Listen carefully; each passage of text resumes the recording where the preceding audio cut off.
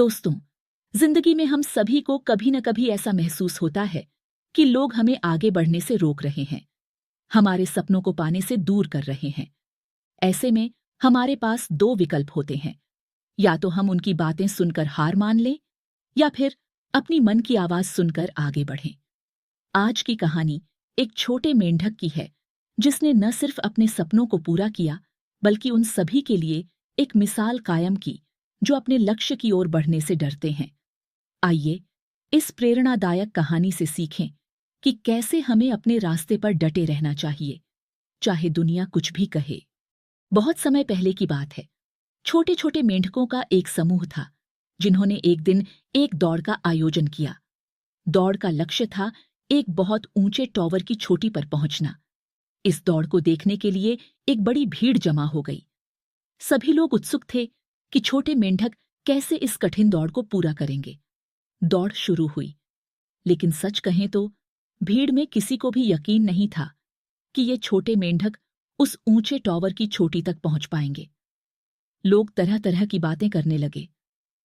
अरे, ये तो बहुत मुश्किल है, ये कभी भी टॉवर की चोटी तक नहीं पहुंच पाएंगे, इसका कोई चांस ही नहीं है, टॉवर बहुत ऊंचा है। जैसे जैसे दौड़ आगे बढ़ी, छोटे मेंढक एक एक करके हार मानने लगे।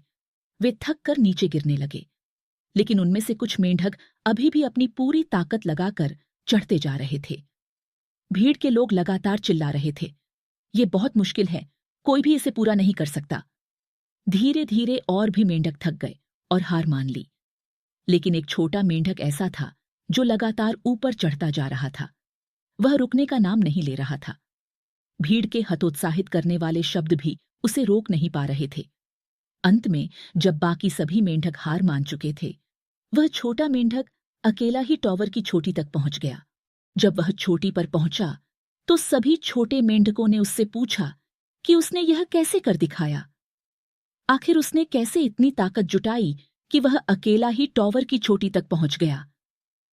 तब सबको पता चला कि वह मेंढक बहरा था। वह भीड़ की बातें सुन ही नहीं पाया था।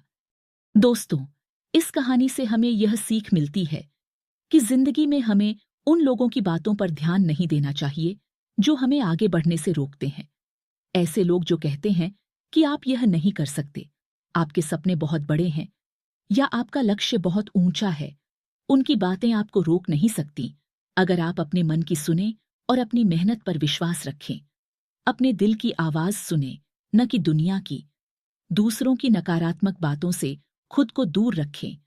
अपने लक्ष्य की ओर अडिग रहें, चाहे कितनी भी मुश्किलें आएं। दोस्तों, इस कहानी से आपने क्या सीखा?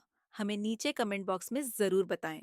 आपके विचार हमारे लिए बहुत कीमती हैं और हमें प्रेरित करते हैं और बेहतर कंटेंट बनाने के लिए प्रोत्साहित करते हैं।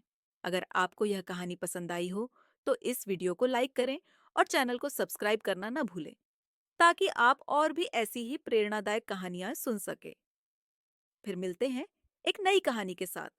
तब तक अपना ख्याल रखें। धन्यवाद।